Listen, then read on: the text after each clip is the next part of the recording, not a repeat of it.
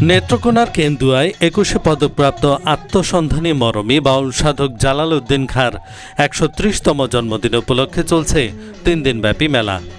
25 April উদ্বোধন হওয়া এই মেলা চলবে 27 এপ্রিল মধ্যরাত পর্যন্ত।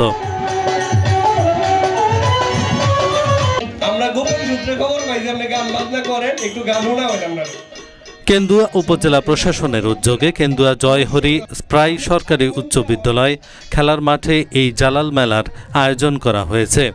25 জুন বৃহস্পতিবার বিকালে মেলা উদ্বোধন করেন নেত্রকোনার জেলা প্রশাসক শাহেদ পারভেজ। এতে প্রধান অতিথি ছিলেন স্থানীয় সংসদ সদস্য ইফতেখার উদ্দিন তালুকদার পিন্টু। মেলার উদযাপন কমিটির আহ্বায়ক উপজেলা নির্বাহী কর্মকর্তা ইমদাদুল হক তালুকদার জানান, 2024 সালে মরণোত্তর 21 পদক পান বাউল সাধক জালাল উদ্দিন খাঁ।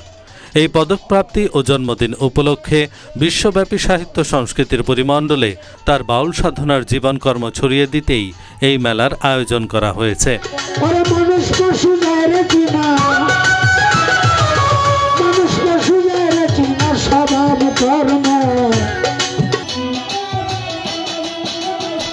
জালাল খাঁর বাড়ির আদলে তৈরি মেলা মঞ্চে প্রতিদিন মধ্যরাত পর্যন্ত দেশবরেণ্য লোকসংস্কৃতি, গবেষকদের আলোচনা, জাতীয় ও বাউল সুনীল কর্মকার, বাউল সালাম, কুদ্দুস বয়াতি সহ দেশের প্রখ্যাত বাউলেরা জালাল গীতি ও বাউল গান পরিবেশন করছেন।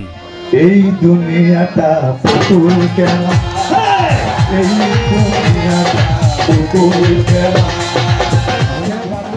এছাড়াও মেলা প্রাঙ্গণে পুতুল নাচ, নাগরদোলা সহ গ্রামীণ মেলায় শতাধিক স্টল রয়েছে। এসব স্টলে হস্তশিল্প, মাটির তৈজসপত্র সহ বিভিন্ন ধরনের পণ্য সামগ্রী বিক্রি হচ্ছে। এহসানুল হক, ঢাকা পোস্ট।